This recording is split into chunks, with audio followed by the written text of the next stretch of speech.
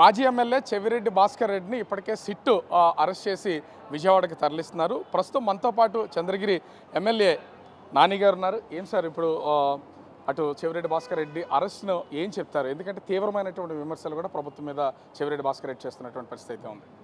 అంటే మీరు చూస్తుంటారండి, గత వైసీపీ పాలనలో ఏ విధంగా అరాచకం చేసినాడో చెవిరెడ్డి భాస్కర్ రెడ్డి మీకు తెలుసు.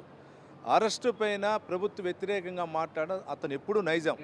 అతను పుట్టుకతో వచ్చినది ఏదంటే బ్లాక్మెయిల్ చేయటం కానీ, అధికారులని బ్లాక్మెయిల్ చేయటం కానీ, లేదంటే వేరే విధంగా వెళ్ళటం కానీ. అంటే మీకు చూసుంటాం పాతకాలం సామెత, అందితే జుట్టు అందకపోతే కాళ్ళు అని, ఆ లెక్క అండి అతను. ఆ టైప్ ఆఫ్ మెంటాలిటీ అతను.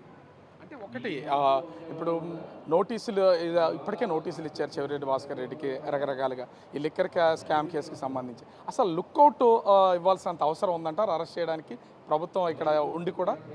అంటే ఒకటండి, లుక్అవుట్ అనేది కేసులో డౌట్గా ఉండే వాళ్ళపైన ప్రతి ఒక్కరు ఇస్తారండి. మాకుండే చంద్ర నియోజకవర్గంలో ఉండే ప్రజల అభిప్రాయం ఏమంటే, నాకు రాత్రి తెలుసుకున్న విషయం, ఇతనికి లుక్అవుట్ ఇచ్చింది కూడా తెలుసంట. తెలిసి వాంటెడ్గా డ్రామా అందరికంటే ముందు నేను అరెస్ట్ అవుతే నాకు జగన్మోహన్ రెడ్డి దగ్గర సింపతి వస్తుందనే ఉద్దేశంతో వెళ్ళాడంట. చంద్ర నియోజకవర్గంలో రాత్రి నాకు 10 గంటలకు చేశారు. అన్న అతనికి ఎప్పుడో నెల ముందే తెలుసు లుక్అవుట్ నోటీస్ ఇచ్చింది, అంటే ఒక 20 రోజుల ముందే తెలుసు అతనికి లుక్అవుట్ నోటీస్ ఇచ్చింది. దానిపైనే ప్రెస్ మీట్లు పెట్టడం జరిగింది. పోలీసు వాళ్ళు నన్ను అరెస్ట్ చేయంటే కూడా పోలీసు వాళ్ళు అరెస్ట్ చేయకపోతే, ఇట్లనే వెళ్తే లుక్అవుట్ నోటీసులు ఉంటే అరెస్ట్ చేస్తారు, అందరికంటే ముందు నేను ముందు పోతే జగన్మోహన్ రెడ్డి ద్వారా నాకు సింపతి వస్తుందన్న ఉద్దేశంతో చేశాడని స్థానికంగా ఉన్న వైసీపీ నాయకులే చంద్రగిరి ప్రజలు టీ షాపుల ద్వారా మాట్లాడుకుంటే మా కార్యకర్తలు, మా కుటుంబ సభ్యులు మాకు చెప్పారండి. అంటే ఇక్కడ ముఖ్యంగా చూస్తే అటు బెంగళూరు నుంచి కొలంబోకి ఒక ప్లాన్, అంటే టూరిజంగా లేకపోతే సరదాగా విహారయాత్రకి వెళ్తున్నానని చెప్తున్నటువంటి పరిస్థితి అయితే ఉంది. దీనికి అరెస్ట్ చేసి లేదా అక్కడ ఆ నిలుపుదల చేయాల్సినంత అవసరం ఉందా? అంటే ఏ ఉద్దేశంతోనే ఆయన సింపతీస్ కోసం చేస్తున్నదా, లేకపోతే పారిపోవాలని మీరేమైనా అభిప్రాయపడ్డారా? అంటే తప్పు చేసిన వ్యక్తి అతను పారిపోవాలనుకోవచ్చు, ఇంకోటి అనుకోవచ్చు. ప్రభుత్వం మీరు చూస్తుంటారు, సంవత్సరం రోజులు అయింది, సంవత్సరం రోజులు 1 నెల అయింది, ఏ రోజు కక్ష సాధింపు పోలా. మీకు తెలుసు, రాష్ట్రంలో నన్ను చంపాలనుకున్న వ్యక్తి కుటుంబం అతను, కర్మకర్త అతను చేస్తే వాళ్ళ కుటుంబ సభ్యులు చేయించడం జరిగింది. అటువంటిది కూడా మేము శాఖాపరంగా, న్యాయపరంగా ఏముందో ఆ విధంగా వెళ్తున్నాం, కానీ మేము ఎక్కడ కక్ష సాధింపు చేయలే. కాబట్టి ఇది కక్ష సాధింపు కాదండి, ఎవరెవరు ఉన్నారు ముద్దాయిలో వాళ్ళు వెళ్ళాలనుకుంటారు, అంతే అండి. మీ ప్రభుత్వం ఏమో కక్ష సాధింపు కాదని చెప్తుంది. చెవిరెడ్డి కొడుకు మోహిత్ రెడ్డి కంప్లీట్గా ఇది కావాలనే చేస్తున్నారు, భయభ్రాంతులకు గురి చేయడానికి, కక్ష సాధింపు కోసమే మా నాన్న అరెస్ట్ అనేది అతను చేస్తున్నటువంటి వ్యాఖ్యలు. అంటే ఎక్కడ కానీ భయభ్రాంతులు చేయాలనుకుంటే తెలుగుదేశం ప్రభుత్వం, మా నాయకుడు మాకు కానీ అవకాశం ఇచ్చుంటే వేరే విధంగా ఉంటుందండి. మాకు ఆ అవకాశం వీలు. రెండోది, మా నాయకుడు చంద్రబాబు నాయుడు గారు కానీ, మా లోకేష్ బాబు గారు కానీ, మా డిప్యూటీ సీఎం పవన్ కళ్యాణ్ గారు కానీ మాకు నేర్పించింది ఒకటే, ఎన్డీఏ కుటుంబాలు అందరికీ ఈ ప్రజాస్వామ్యంగా, న్యాయపరంగా, శాఖాపరంగా వెళ్దాం, ఎవరిపైనా కక్ష సాధింపొద్దండి. వాళ్ళు చెప్పే మాటలంతా వాళ్ళ పబ్లిసిటీ కోసం తప్పించి వేరేది లేదు. అంటే ఇప్పుడు చెవిరెడ్డి అరెస్ట్ అనేది పోలీసులో సిట్టో చేసినటువంటిది కాదు, తనకు తానుగా అరెస్ట్ చేయించుకోవడానికి చేసినటువంటి పక్క ప్లానింగ్ అనుకోవచ్చా? అంటే పోలీసు సిట్టు అధికారులు అనేది కేసు ఉండేది లేదు, ఇంకా మనకి దానికి సంబంధించి ఛార్జ్ షీట్ మాకు ఇంకా తెలీదు. కానీ అక్కడ టీ షాపుల దగ్గర వైసీపీ నాయకులు, అక్కడ ఉండే చంద్ర నియోజకవర్గంలో ఉండే ప్రజల మాట్లాడుకుని రాత్రి నాకు 9 గంటలకు, ముఖ్యమైన వాళ్ళు ఉంటారు కదా మాకు కూడా, వాళ్ళు చెప్పడం ఏమంటే, అన్నా ఇతనికి 20 రోజుల ముందే తెలుసంట, అరెస్ట్ చేయండి, నన్ను అరెస్ట్ చేయండి అంటే పోలీసు వారు అరెస్ట్ చేయకపోతే అట్లా వెళ్తే ఆటోమేటిక్గా అరెస్ట్ చేస్తారు, జగన్మోహన్ రెడ్డి గారు సింపతి తీసుకోవచ్చు అనే ఉద్దేశంతో అన్నారు. ఇంకా ఛార్జ్ షీట్ ప్రకారం కేసులో ముద్దాయి ఉన్నాడు. ఈరోజు ఆంధ్రజ్యోతిలో నీట్గా రాశారండి, ఆంధ్రజ్యోతి, ఈనాడు, అన్ని పేపర్లు వచ్చింది. ఏ 38, 39 ఉంది కాబట్టి ముద్దాయి ఉన్నాడు కాబట్టి ఎక్కడైనా అరెస్ట్ చేయాల్సిందే కదా. దాంట్లో ముద్దాయిని నేను తప్పు చేసినా, మీరు తప్పు చేసినా, ఎవరు చేసినా ముద్దాయి అయినప్పుడు దానికి సంబంధించినటువంటి సెక్షన్స్ ప్రకారం తీర్పు ఉంటుంది. ఆ సెక్షన్స్లో మామూలుగా ఒక కేసులో అటెంప్ట్ మర్డర్ కేసు ఉండొచ్చు, ఎస్సీ ఎస్టీ కేసు ఇట్లాంటి ఉన్నప్పుడు ఏమవుతుందంటే లుకౌట్ నోటీస్ ఇస్తారు, ఎవరికైనా ఇస్తారు, విదేశాలకు వెళ్ళకూడదని ఇస్తారు. దానిలో భాగంగా ఇచ్చుండొచ్చు అందరికీ, ఇంకొకటిగా వేయలే కదా, అందరికి ఇచ్చుంటారు. దాంట్లో ఆ కేసులో ఉన్న 20 మంది, 10 మంది, 40 మంది, 50 మంది ఎవరు ఉన్నారో వాళ్ళందరికీ ఇచ్చుంటారు. ఈయనేం ఇది కాదు కదా, ఈయనేమైనా ఏ1 కాదు, ఈ కాదు కదా, దాంట్లో ఉండే ప్రకారం ఇచ్చారు.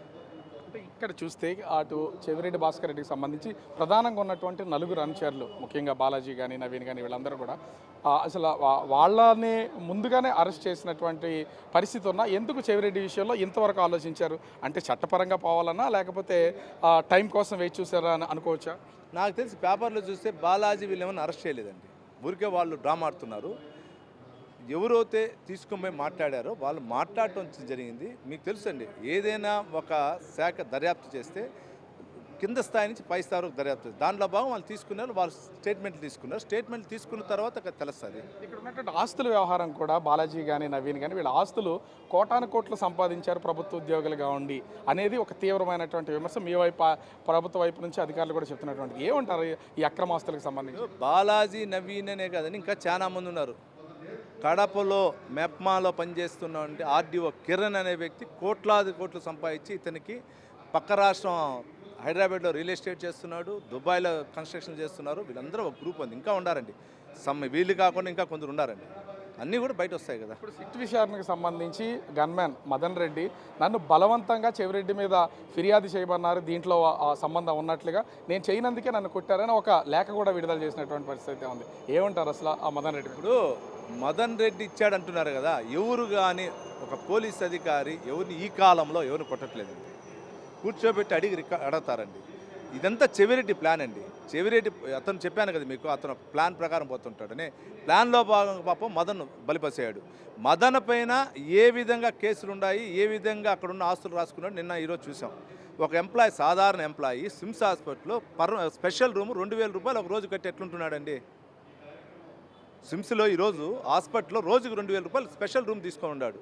ఎక్కడి నుంచి వస్తుంది డబ్బు అండి? గన్మ్యాన్కి ఇన్ని కోట్ల రూపాయల ఆస్తులు ఎలా వచ్చాయనుకోలేదు. అంటే అదేండి, ఆ ప్రభుత్వంలో చెవిరెడ్డి హవా జరిగేటప్పుడు చెవిరెడ్డికి సంబంధించిన వేర్లు ఈ విధంగా ఉన్నాయండి. నా పైన దాడిలో కూడా ఈ వేర్లన్నీ ఒకటయ్యారండి. దేవుడు అనే వ్యక్తి ఉన్నాడు కాబట్టి ఈరోజు నేను బతికి బయటపడినా. మా పెద్ద ఆయన చంద్రబాబు నాయుడు కానీ మా చిన్న ఆయన లోకేష్ బాబు గారి యొక్క కృషితో ఆ రోజు నేను అన్నిటి నుంచి బయటకు వచ్చానండి. అంటే అటు చెవిరెడ్డితో పాటుగా అతనికి సంబంధించినటువంటి అనుచర వర్గం అంతా కూడా అక్రమాస్తులు, భూదందాలు ఇవన్నీ చేశారు. వీళ్ళ మీద అంటే లిక్కర్ స్కామ్ కాకుండా ఇతర కేసులు ఏమన్నా బుక్ చేసి వీళ్ళని అరెస్టులు చేసే అవకాశం ఏమన్నా? అంటే మీకు తెలుసండి, ఆల్రెడీ దొంగ ఓట్లు అనేది చాలా పెద్దదండి. చంద్ర నియోజకవర్గం నుంచే దొంగ ఓట్లు స్టార్ట్ అయిందండి. ఈ దొంగ ఓట్ల పైన నేను సిఐడికి ఇచ్చి అన్నీ ఇచ్చానండి. బిల్లు కూడా ఒకటి వేసానండి. దీన్ని సిఐడికి హ్యాండ్ ఓవర్ చేసుకోకుండా సిబిఐకి కూడా పంపించాలని వేసానండి. దీంట్లో అందరూ వస్తారండి. ఇంకా ఎవరెవరు వాళ్ళ స్థాయికి తగినట్లు అతనికి బినామీలు ఉన్నారో అన్నీ కూడా వస్తాయి కదా బయట. Thank you. అంటే ఓవరాల్గా చూస్తే అటు ఆ చెవిరెడ్డి భాస్కర్ రెడ్డి కేవలం తనను అరెస్ట్ చేయట్లేదు, జగన్మోహన్ రెడ్డి దగ్గర సింపతి కోసం చేస్తున్నటువంటి ఒక డ్రామాలో భాగంగానే ఈ విధమైనటువంటి అటు ఎయిర్పోర్ట్కి వెళ్ళడం, అరెస్ట్ అవ్వడం చేసినటువంటి పరిస్థితి. అంతే తప్ప అరెస్ట్ చేయాలనుకుంటే సంవత్సరంలో ఎప్పుడో చేసేవాళ్ళని, అటు చట్టపరంగా న్యాయపరంగా జరగాల్సింది ఏదైనా కూడా జరిగి తీరుతుందని అటు ఆ చంద్రగిరి ఎమ్మెల్యే నానికి చెప్తున్నటువంటి పరిస్థితి కనిపిస్తుంది. కెమెరామెన్ అజయ్తో రాజు, బిగ్ టీవీ, విశాఖపట్నం.